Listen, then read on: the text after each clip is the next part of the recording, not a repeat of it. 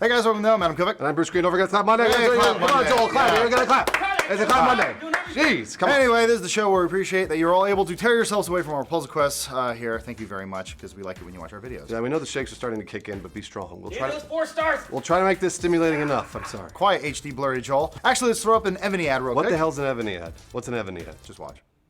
Nice. That's how you do it. Hook them early. I don't what. You better enjoy your free-to-play freebase while you can, because it may go the way of governmental regulation before too much longer. Oh no, my free games. That's at least according to a recommendation from Positech Games founder Cliff Klifsky Harris, who posted on his personal blog yesterday calling for official regulation of free-to-play gaming. Interestingly, Klifsky opens his argument by saying he's not a fan of regulation at all. Lawrence, what did he say? Well, he says, quote, I'm pretty much a capitalist. I am not a big fan of government regulation in general. I am a get rid of red tape kind of guy.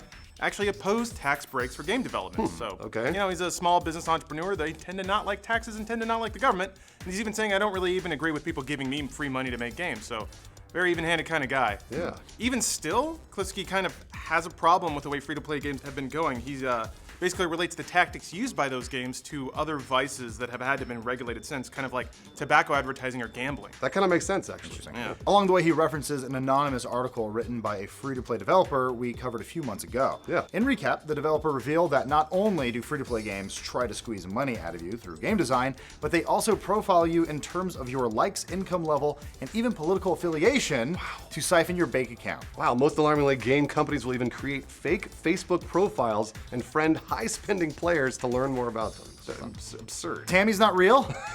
According to Klifsky, these practices are not only unethical, but should be stopped by the government. Yeah. He writes, quote, "This is psychological warfare. Lines have been crossed so much we cannot even see them behind us with binoculars.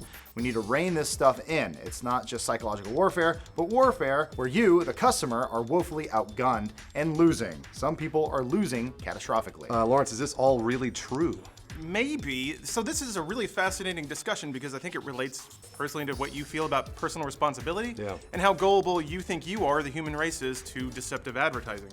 The core of the question is, do people need to be saved from themselves, really? It's one of those things where, like, do we legalize all drugs or, you know, that sort of thing? Because Yes.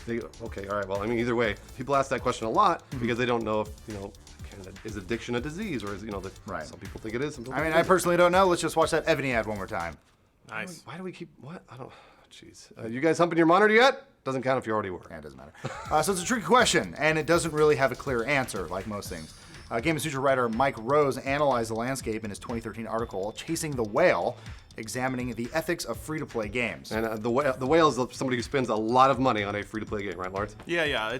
It's the whale economics of free-to-play. Yeah. Essentially, these games are buoyed up by the very small percentage of the player base that spends a shitload of money. Yeah. And meanwhile, all the other quote-unquote responsible adults are just grinding out Candy Crush levels and failing over and over again. Right. Yeah, so in the aforementioned article, after talking to several self-professed addicts of free-to-play games, he found that, quote, a good portion of the whale correspondence I received was from players who felt that despite spending in the thousands, they had got their money's worth. Oh my gosh. To many I think Gus is one of them. To many players, they had simply spent a lot of money because they were having lots of fun and felt that they were happy to throw cash at the developers. Okay, sounds like by and large, people that spend money on free-to-play games are responsible adults that know what they're doing with their money. But that's not really the point, right, Lawrence? Yeah, this was kind of mentioned by both Rose and Klifsky in his article.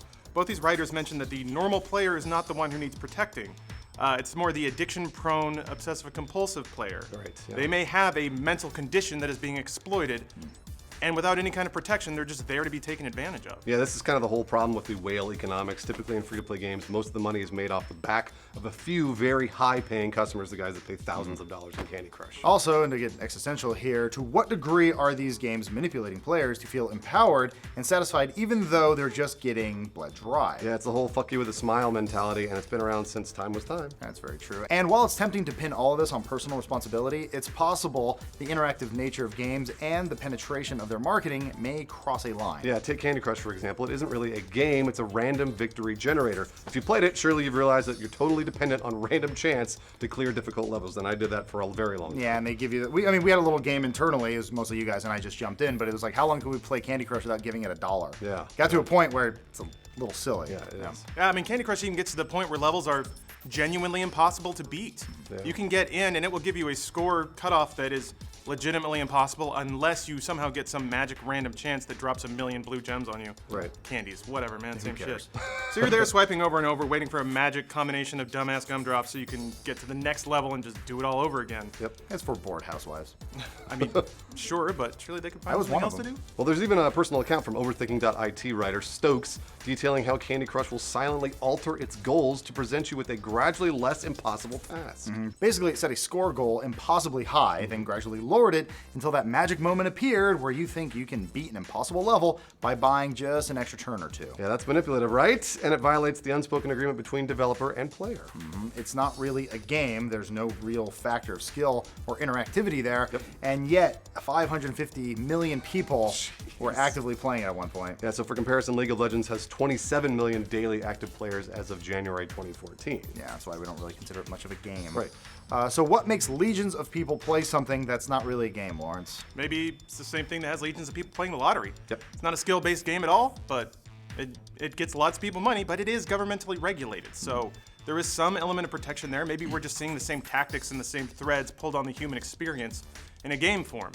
And maybe some people's lives are being ruined by that, and they deserve a helping hand, maybe? Yeah, That's no, kind of the in thrust closing, here. we'd like to present 2 viewpoints from free-to-play developers that can hopefully help you guys decide which side of the issue makes sense to you. Yeah, the first is sourced anonymously in the aforementioned Game Suture article by Mike Rose.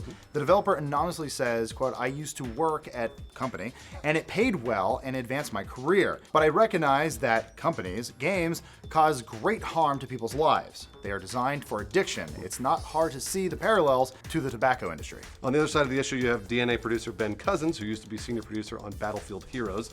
Cousins believes that, quote, "the responsibility to control spending on any product or service lies with the consumer, unless there's some scientifically proven link to addiction, as is the case with products and services like alcohol and gambling. When these links are established, I feel industries should self-govern first, and if they fail to act responsibly, be subject to governmental control." I guess the question is for you guys. Do you think free-to-play games are unfairly predatory? Do you miss all those titty ads? Maybe throw another one out there. Let's just watch. Those are fun. I don't, what ads are you talking about? Why have I Ebony, not baby. seen these? Bruce, I you think just this whole thing is total bullshit, if you'll excuse me. Uh-oh. This Lipsky guy is like, I don't believe in regulation. I don't believe in any regulation in anything, except for this one thing where I think that someone should control what you say. I mean, he needs to be consistent with what he's saying, is kind of how I feel. And I also feel like it's not a chemical addiction. It is a game. The lottery you're buying tickets for, this is, you have a free chance to play this game. Well, I mean, like, but you know, some people would say, "Oh, it's only $1. You only have to pay $1 to win the lottery." Yeah, but you still have to pay to play. You don't have to pay to play Candy Crush at all. That's true, but again, it's one of those things that's totally random. It's not really even a game at this point. You're not really even playing it. You're just sort of letting it Here, happen. this isn't your show. In closing, Joel wants free cocaine.